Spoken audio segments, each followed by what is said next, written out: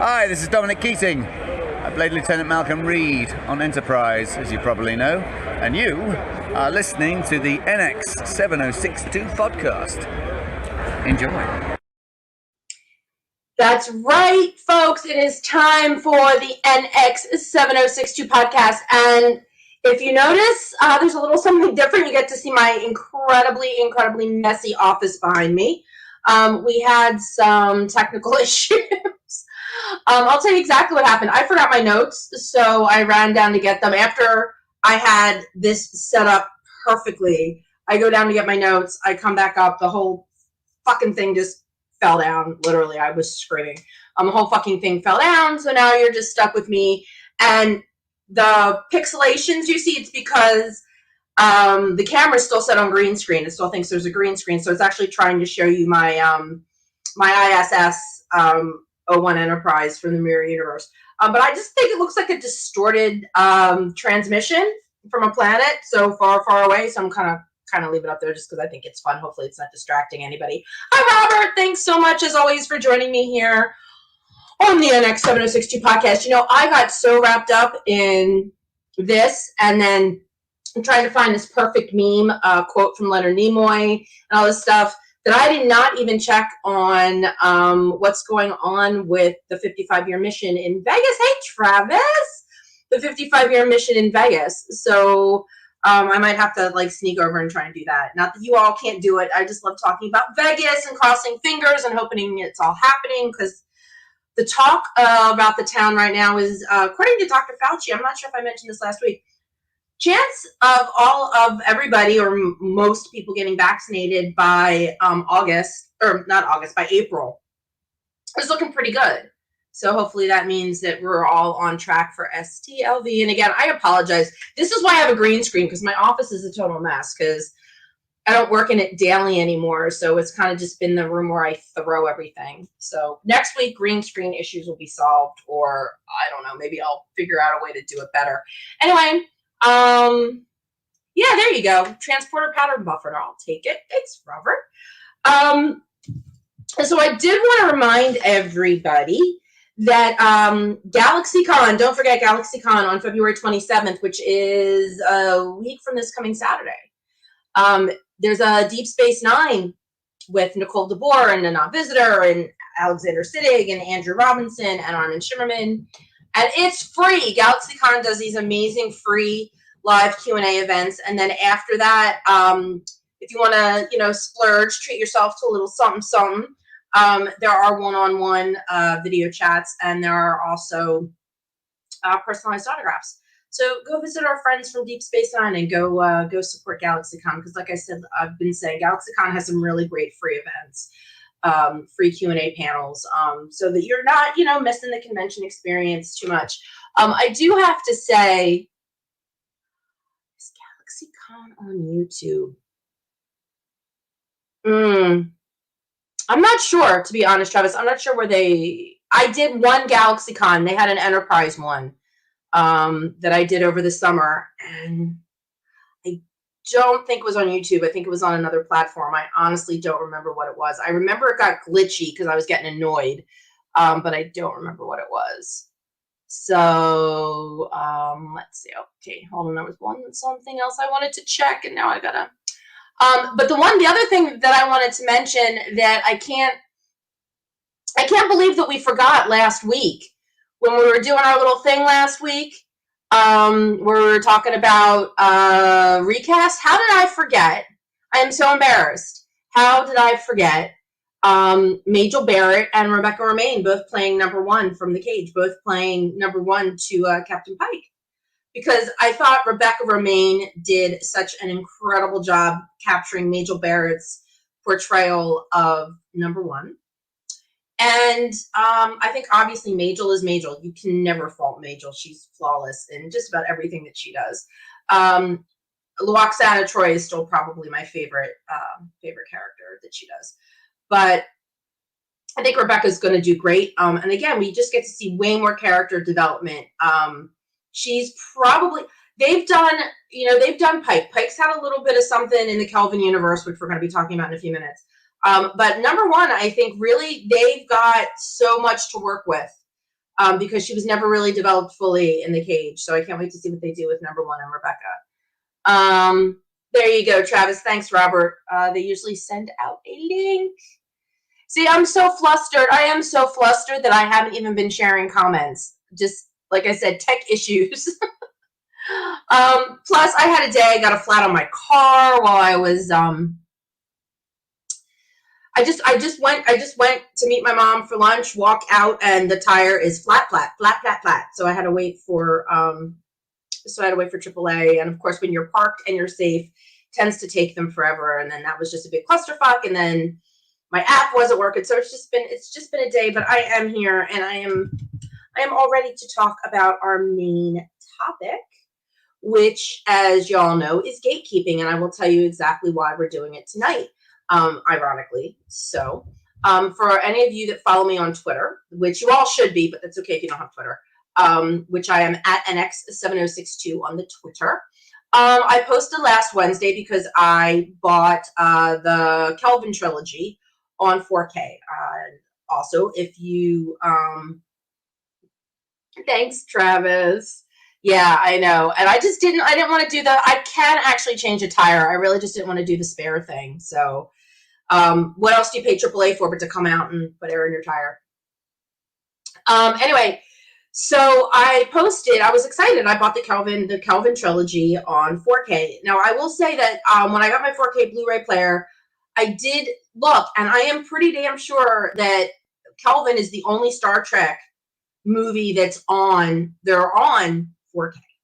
So if I want to do Star Trek in 4K, it's got to be Kelvin.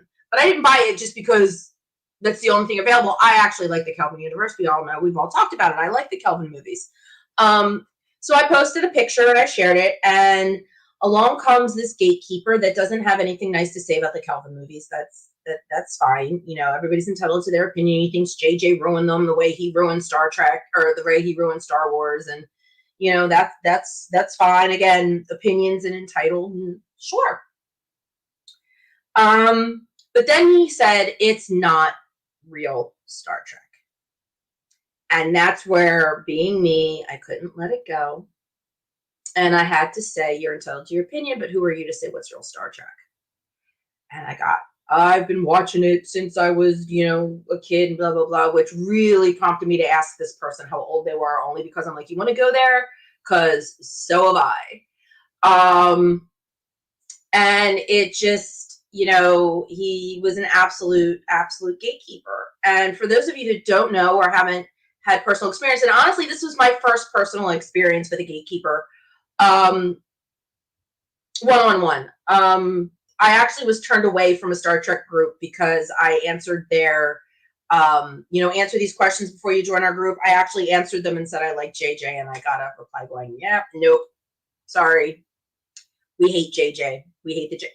It's fine. It's fine. And that's what Facebook's for. There are a lot of Facebook groups. There's one actually called Gene Roddenberry Star Trek, Gene Roddenberry's Vision plus the Orville. So after this, so gatekeeping. Gatekeeping is this warped, and I really, I've always said this is a safe space, and I've said people need to play nice, and but it's really hard, I mean, I will defend Enterprise to the ends of the earth. Everybody knows I love my Enterprise, and I love pretty much everybody that's been involved in Enterprise that I've met. I think they're all fantastic in one way or another. And I know what it's like to be that kind of fan, to just love your something to the ends of the earth. When I was a kid, I loved Rob Lowe. My entire closet was decorated with pictures of Rob Lowe that I cut out from every teen magazine I could find. I mean, that's the type of fan I am. And I've always been, the obsessive kind, which is fine. And I respect that in everybody else. But gatekeeping, in my opinion, and in a lot of people's opinion, takes it too far. And if you want to know the psychology of it, Lambda Quadrant's last HoloCon 3, which we did beginning of December. You can find it on Twitch at the Lambda Quadrant channel on Twitch. They actually have Callie, our one member Callie. They have a friend who I don't know if I want to say psychologist, but she could be a psychiatrist. Her friend could be a psychiatrist. Not 100% sure, but a doctor, a mental health doctor, and Callie, and they had this incredible discussion about the psychology behind gatekeeping. My personal thought with gatekeeping, and like I said, gatekeeping is kind of, I want to use this word, and it is such the wrong word because it's not a nice word. But it's almost a rabid kind of fandom. And I really, like I said, I just can't think of another word, but it's a rabid kind of fandom because it takes fandom to a point of, we as fans who love you and love this show, we know what's best, and we know what's real, and we know what isn't part of Star Trek. And this person that I was talking to used the term real Star Trek. Also said something about the difference between real and diet and fake Star Trek, and that I should, as a fan, understand that there is a difference. And it's really funny because at one point I said, you have your right not to like it. I just don't think that you have a right to tell me what's real and what's not. And there's the response was, and it's I don't take things off my Twitter. If you want to go read it, again, follow me on Twitter and go read this person's responses. They were just basically, and then at one point they said, well, I'm not going to sit here and explain it to you on Twitter, but there's this really well-reasoned explanation. Go watch it on YouTube. And I'm like, I'm not going down that rabbit hole because I don't need somebody to tell me what real Trek is, because, and I even said this to this person, I'm not even sure it registered with them.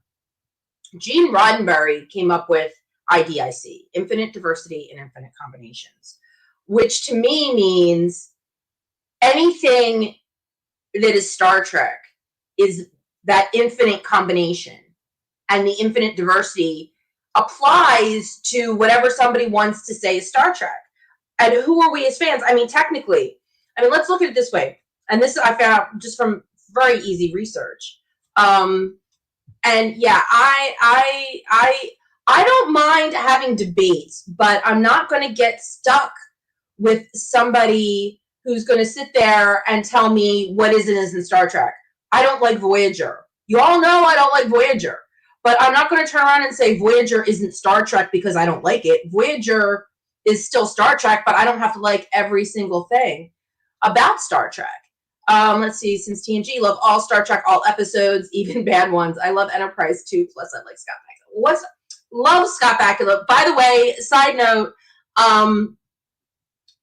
there is an article online from a very questionable source claiming that Bakula is on tap to have some sort of appearance in an upcoming Trek. And, Picard, nobody knows what, could be Picard, could be Lower Decks, but this article actually said probably Picard. He'd be 200-something years old, unless you put him in a hologram or a holodeck, and there is no way in hell that anybody from Enterprise would ever do a holodeck appearance anywhere in Star Trek, and I think we all know why, and I wouldn't blame any of them. Yeah, unfortunately, it is not a reliable source, Travis. In fact, one of the Enterprise pages that I follow on Facebook, one of the admins specifically put up, please do not post this link from this page because they are notoriously clickbait and unreliable. And they actually told people not to even bother posting it, and the admins would delete it if they saw it. Other pages didn't put that. Other pages didn't have that caveat, so it's out there.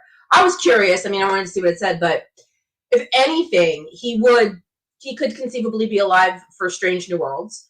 And it would be nice. It would be the same thing as when McCoy kind of christened the 1701D in Encounter at Farpoint. So I would love to see that if they could make his schedule work, if they gave him the money that he needed, and if they can make it work, because it's not like he does NCIS. Everybody's like, he's got NCIS.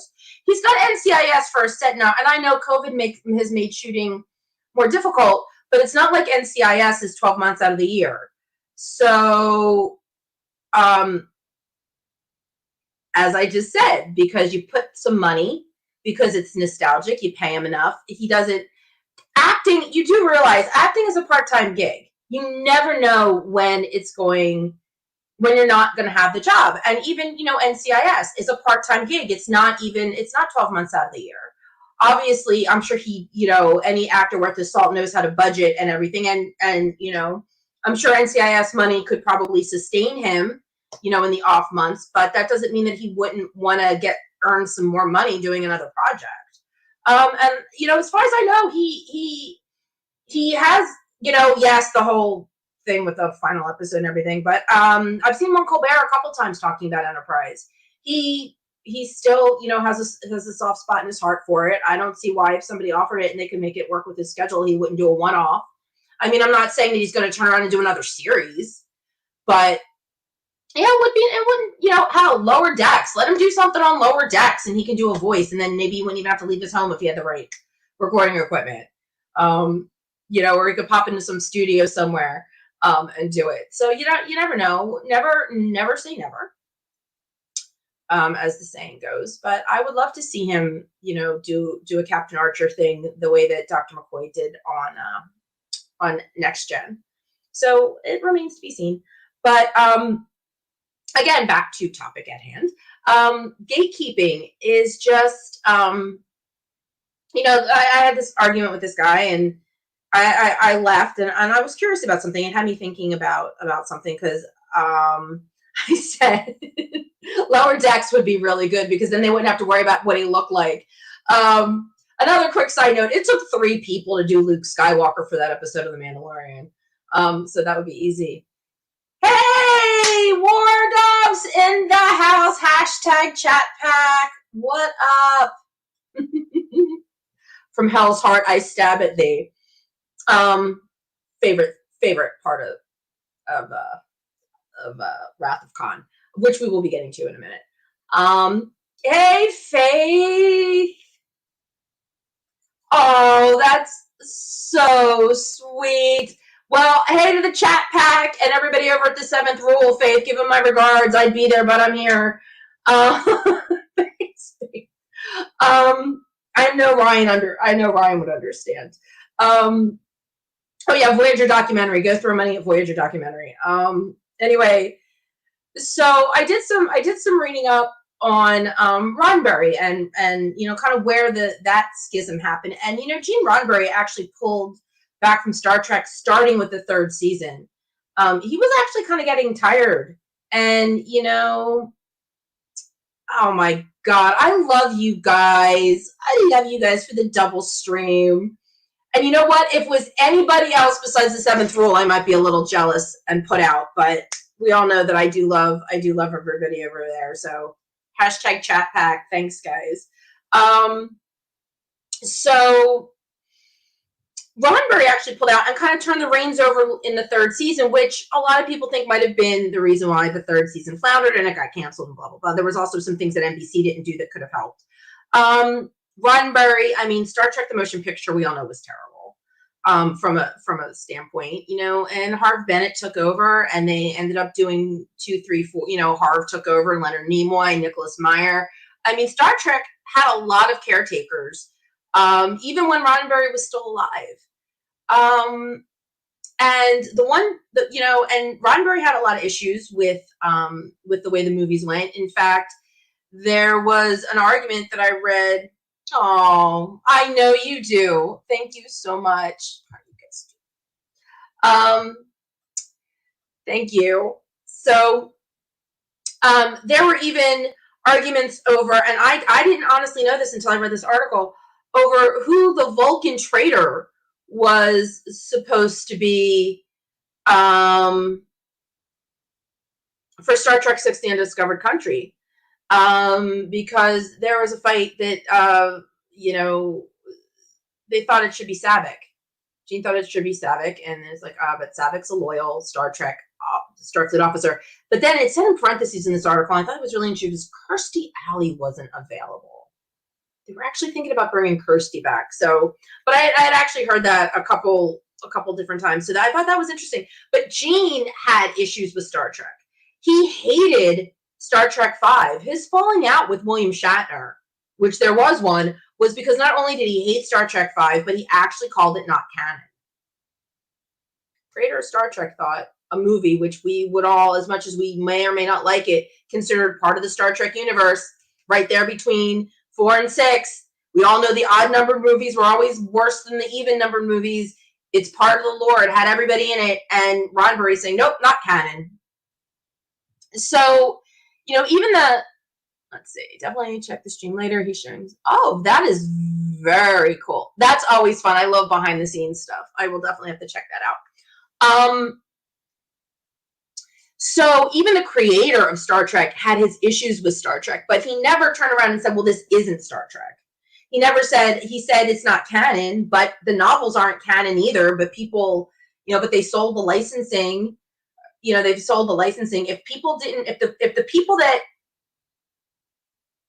the caretakers, I'm going to call them, the caretakers of Star Trek, the people that hold the licensing, decided to, and I know there's always a money issue involved in films, so I'm not silly that way. I know that. But, oh shoot, train of thought just derailed. Wow, train of thought really just derailed.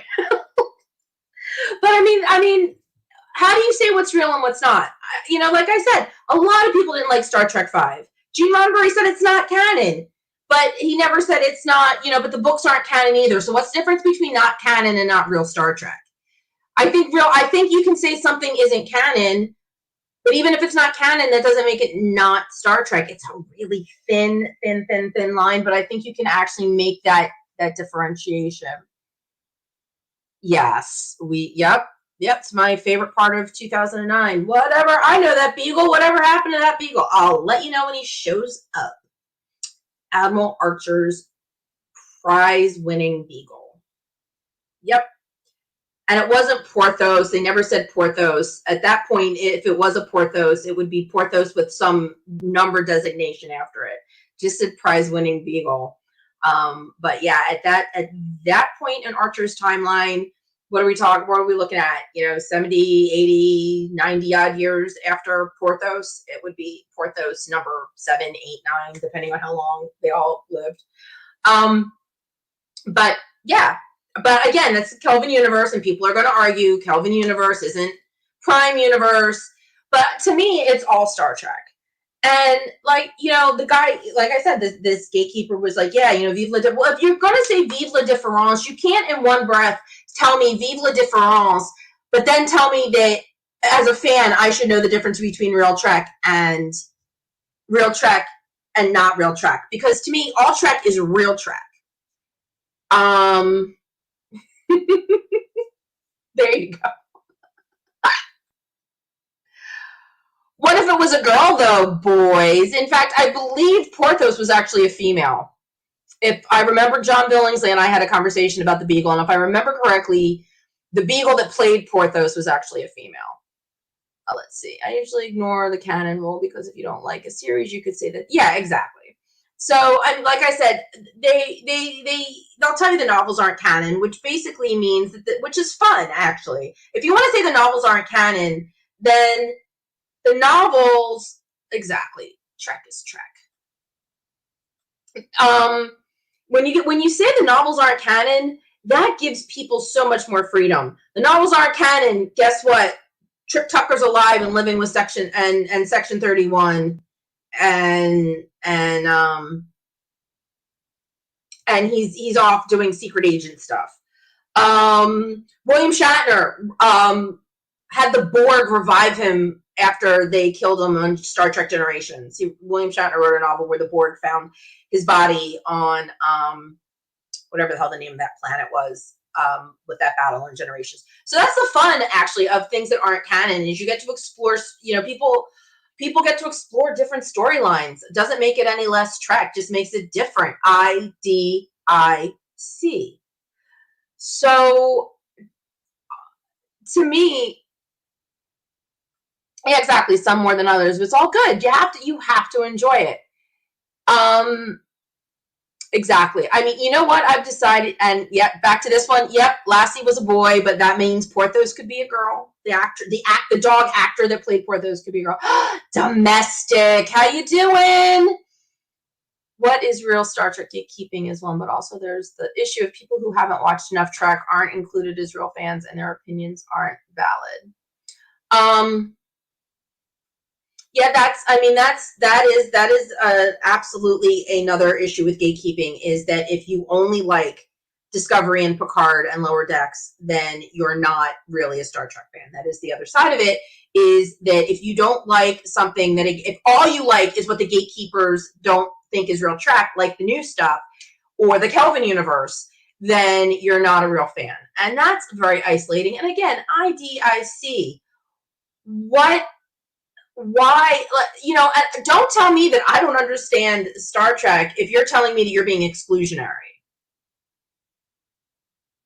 I mean, honestly, that's pretty ridiculous. I don't understand Trek. If I was a true fan, I'd understand the difference between Trek Light and Diet. And no, because I put all Trek in the category of this is Star Trek. I like some of it. I don't like some of it. Doesn't make it any less Trek because I don't like it. It just makes it not Trek for me. I have one of my really good friends. He said, I love Lower Decks. I was so excited to talk to him about Lower Decks. He's like, nah, not my cup of tea. Or as I'm fond of saying, not his cup of Earl Grey. That's fine. I will go toddle off and go find other fans of Lower Decks to talk to. But he's not telling me that I'm not a fan or that Lower Decks isn't for him. Then that makes it not real Trek.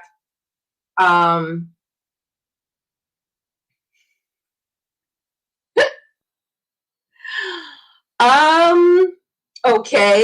The Nexus bothers you. All right. Well, absolutely. We can have a conversation on that sometimes. Exactly. A fan is a fan. Got infinite diversity and infinite comment. Exactly. I've been saying IDIC all night. So you are right on the money, War Dog. IDIC. You like what you like. I like what I like. I like all of Trek except for Voyager, pretty much. This is the only Star Trek that I will sit here. And even my favorite stuff, like there's episode, I had a show a couple, what was it, last month, maybe? January, I think. I don't honestly remember. But I had that show about what Trek don't we like. I mean, there's freaking episodes of Enterprise I don't like. And it's my favorite Star Trek, but that doesn't mean that I love every episode. There are episodes, and besides, the last one, there are episodes besides the last one that I don't like. Tom Paris is adorable. I actually met Robbie Duncan McNeil very briefly a couple years ago when I was in Vegas. I was talking to Garrett Wang, and I was in the middle of a conversation with Garrett, and all of a sudden he turns around and goes, "Do you know who this is?"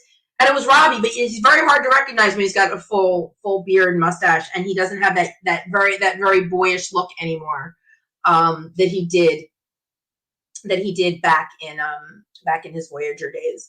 But in case you didn't, Robbie Duncan McNeil is the executive producer of Resident Alien, which is a new Alan Tudyk series on the Sci-Fi Network. And it's adorable, and it's a little bit different than I thought it would be, but it's really good. I don't want to spoil it for anybody. I highly recommend it. Alan Tudyk is amazing, and Robbie Duncan McNeil is the executive producer, and he directed, I think, episode 2 and 3 thus far. I've only gone up to episode 3, which is the one that just aired this Friday, or this Thursday or Friday. But yeah, I highly recommend it. I think Alan Tudyk is amazing. You are more than welcome to have a sweet crush on Tom. Tom is absolutely adorable, and I don't blame you. So, there you go. He really is. I met Alan. It's okay. I don't mind. You can listen. If you want to repeat my words of wisdom, then please feel free. I actually met Alan Tudyk at a Wizard World out in Philly.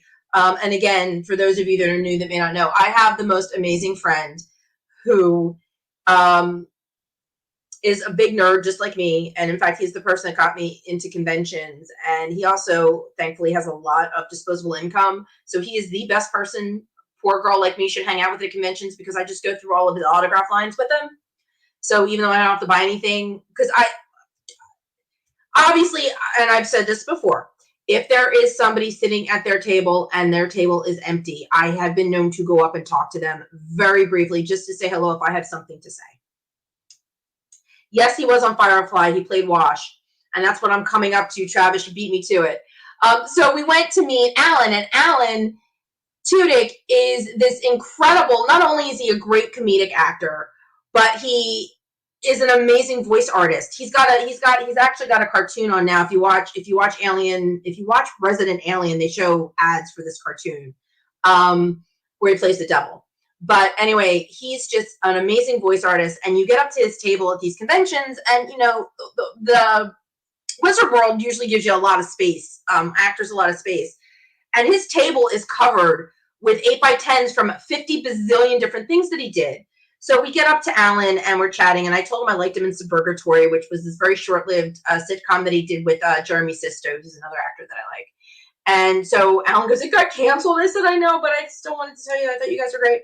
And he says to Evan, he says, "Well, what's your favorite thing of mine?" And Evan says, Firefly. So he picks up one of his Firefly pictures and he signs it with the very last thing he said in Firefly: "I am a leaf on the wind." I almost cried because it's from the movie Serenity. So yes, he was absolutely. He's everywhere. Alan was the converted android.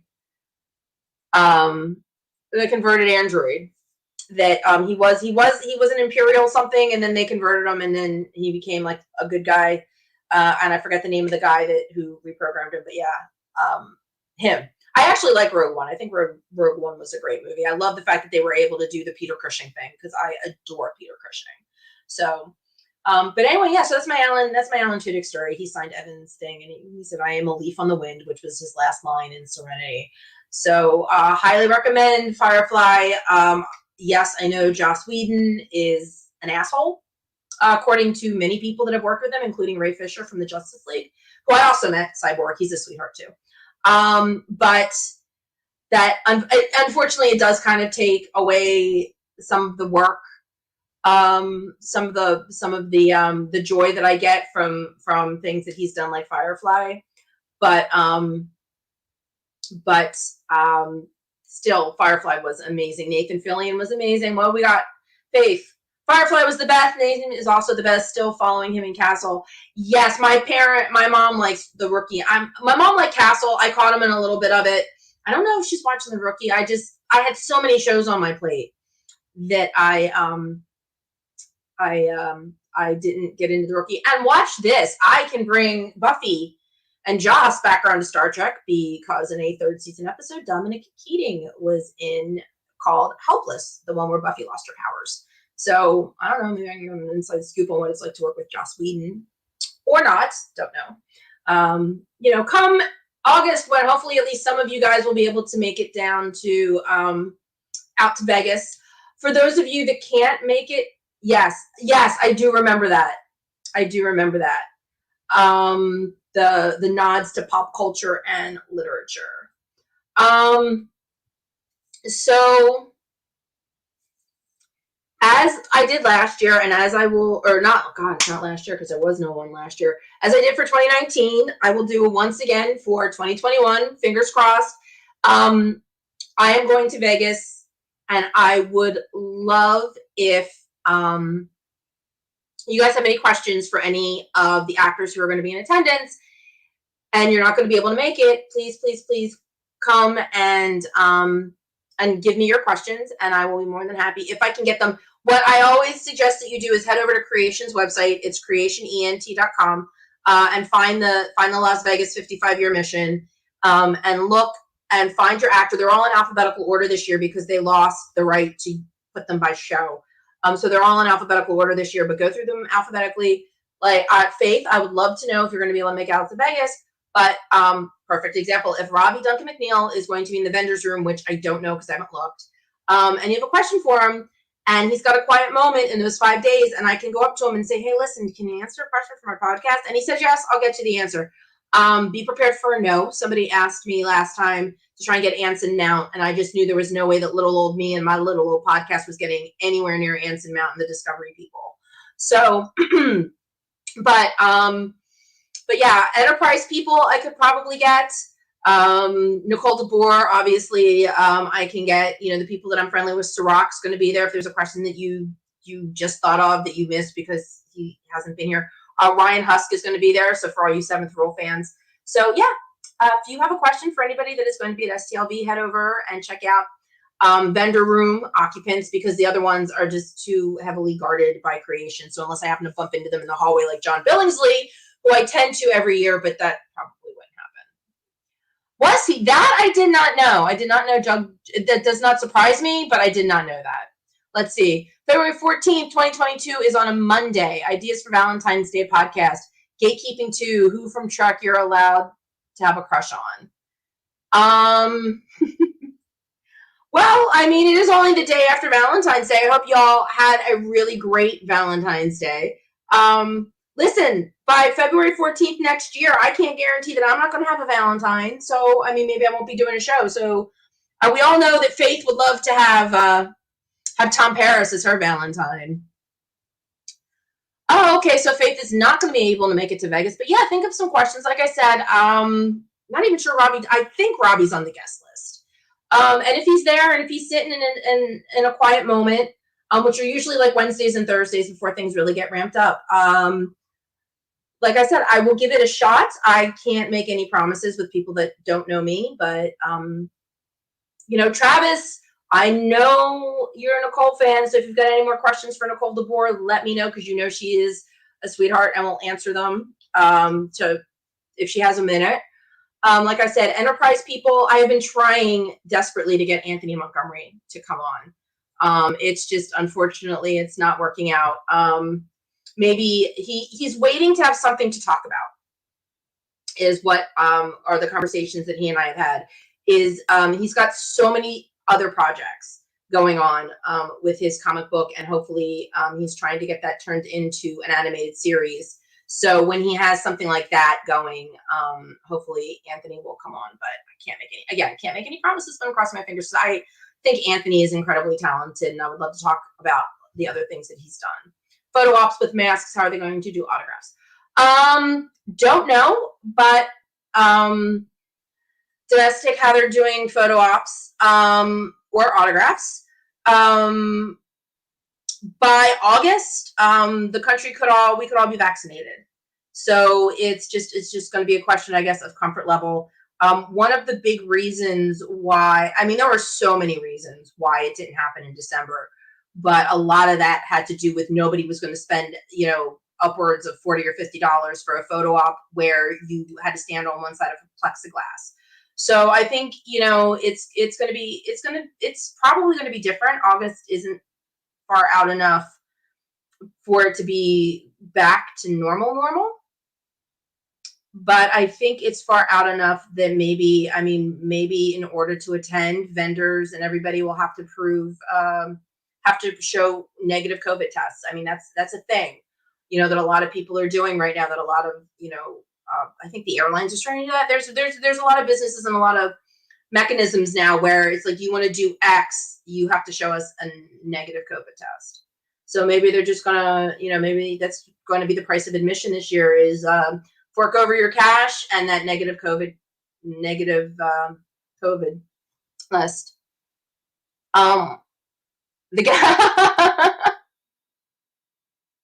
Faith says this guest list. The one thing that I don't think I've ever explained, and any of you guys that have been here long enough, if you're wondering where some of these comments are coming from, I am broadcasting on 3 different channels. I'm on Twitch, YouTube, and Facebook. So for all you guys that are hanging out with me on YouTube, you may not be able to see what Faith is saying, because Faith is over on my Facebook page, which you should all be following anyway, and you can all go see what Faith has said to me after the fact. Because like I said, you can follow me everywhere. I am Facebook and Twitter, real simple, NX7062. That also happens to be my Comcast email address. If you guys want to do that old NX7062 podcast, NX7062 at Comcast is how we get to is how we're going to get to, you can get to me with an email. Or there's a couple other ways that you can get to me, let's see, where did it go? Subscribe. Where is that? You can hit me up on Patreon. I know a couple of you guys have Domestic and Bill. Thank you so much for being my first 2 patrons. But if you follow me on Patreon and you become a patron, you will get a link to a very special private Facebook group. And my little and that for any patron on any level, that the Facebook group's for everybody. And that's where we can talk privately about if you've got ideas for shows.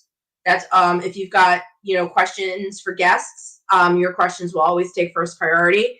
And no, there's gonna be I just said maybe not. If Valentine's Day, domestic, if Valentine's Day is on the 14th, and by some miracle I have a Valentine next year on the 14th, maybe I won't do a show on the 14th because I'll be busy getting wined and dined. That's all I'm saying.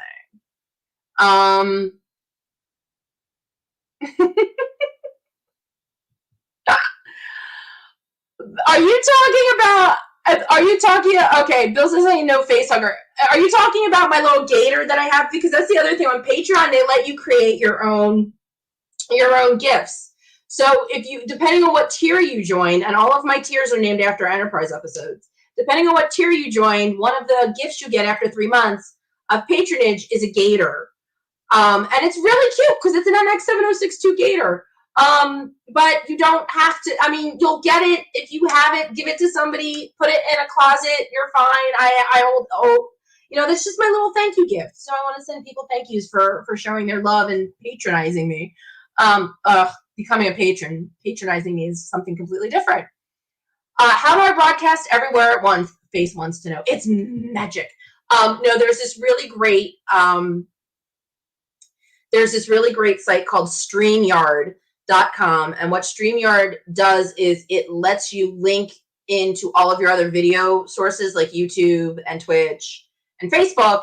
So I'm actually broadcasting through StreamYard. All of this stuff that you see, my name and everything down on the screen, all of that's through StreamYard. I am in the StreamYard Broadcast Center, and the StreamYard Broadcast Center simulcasts everything out. So that's, the Facebook is the collective. Face hugger. See, you said face hugger, and I was thinking, and all I could think of was, now I get you. All right, thank you. I was wondering about that. Facebook is the collective. Well, then, Bill, you're just going to have to start sending me emails. You're just going to have to email me at nx7062@comcast.net. Oh, thank you. Yeah, I thought it was a cool idea. The other place, if you don't want to be a patron, and again, because I was having all these technical issues, I did not get a chance to go find the website. I will post it on my, I'll post it again on my socials, but I also have a Teespring store that I finally got up and running that's got, let's see. Cool, I'm looking into that for use with my school's events since we are virtual only. Oh, yeah, definitely. StreamYard's great. I love StreamYard. And it lets people access you from other platforms where you're just in one. So I'm glad I could help, Faith. Not a problem. And there is a free option. I am using a paid option, but there's a free option, and I think the free option lets you go to 2 platforms at one time. I think. I'm not sure. I don't remember anymore. But if you want to just do a one-off and support me, and I would love that too. My Teespring store, tank tops, sweatshirts, mugs, face masks. I think there's a face mask on there. Maybe not. I don't remember. I'm terrible with, I should know these things before I come on the air, but you guys are also wonderful and forgiving. But anyway, so all of that you guys can check out, and I will put the link up to the Teespring store, or patronize me on Patreon. Again, wrong word. Become a patron of mine on Patreon. I would love that because I could use the support. And like I said, there's stuff that I want to do with the show and conventions that I eventually want to start attending. And every time I go to a convention, it's going to be like I'm taking you guys with me. So there's more Star Trek coming too. 55-year mission now with Creation is doing Vancouver, New Jersey, and Jacksonville, Florida. Ironically, and I think I mentioned this before, Ironically, I would rather go to the Jacksonville, Florida one because they're the same. It's the same weekend as the New Jersey one, but there's a chance Jacksonville will get a Rat Pack performance because of who's going to be there.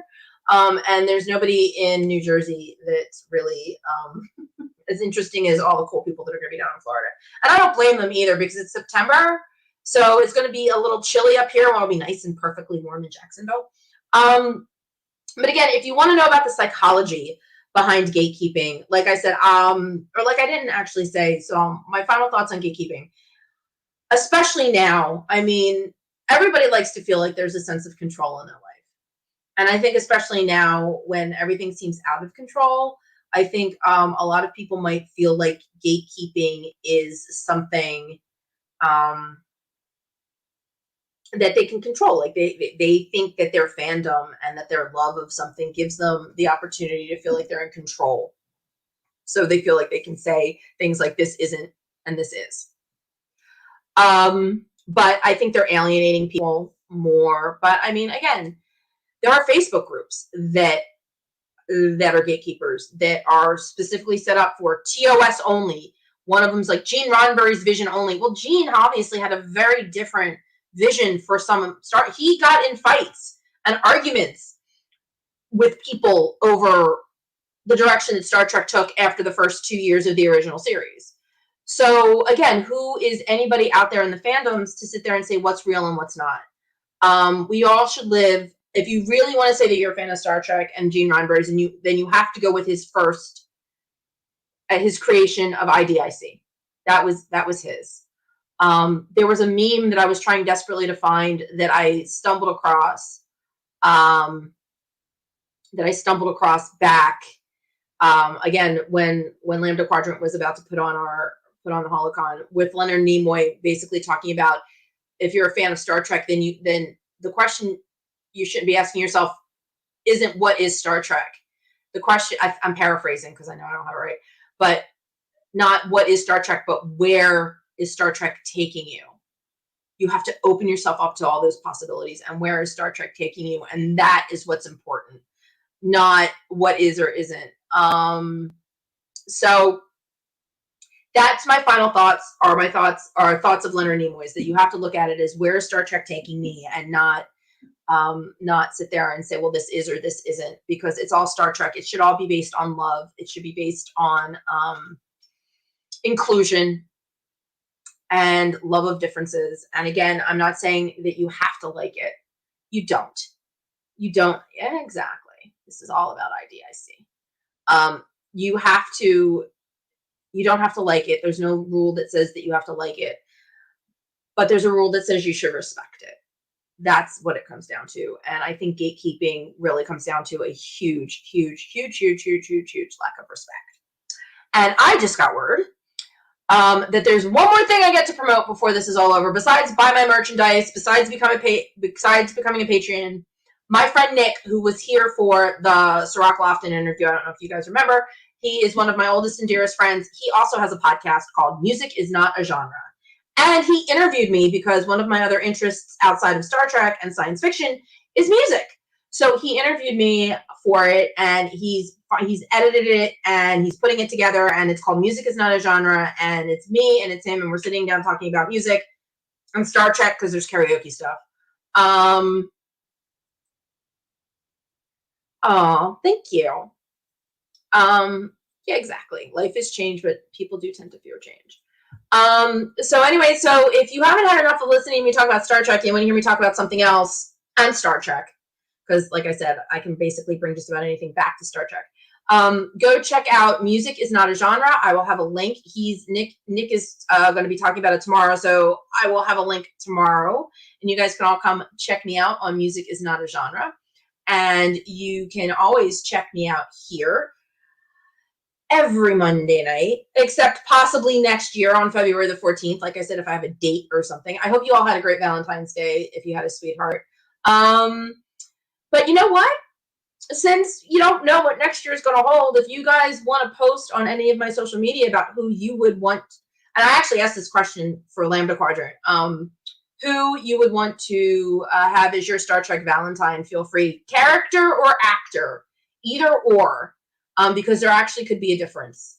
Perfect example, Anthony Montgomery. Travis Mayweather never really did anything for me, but knowing Anthony Montgomery, he's a great guy. He actually has gotten better with age. So you can go character or you can go actor, but let me know who do you think would be one of your favorite? Who would you want to be in a relationship with? So thank you all for joining me. Robert, thank you. Everybody out there, have a good night. If you're somewhere where it's going to be yucky and gross weather-wise, like it's been here in New Jersey, please, please, please, please, please stay warm, stay safe, live long and prosper, and I will see you all next week. Hey, this is Connor Turner. You've been listening to the NX7062 podcast with Stephanie. Enjoy your evening.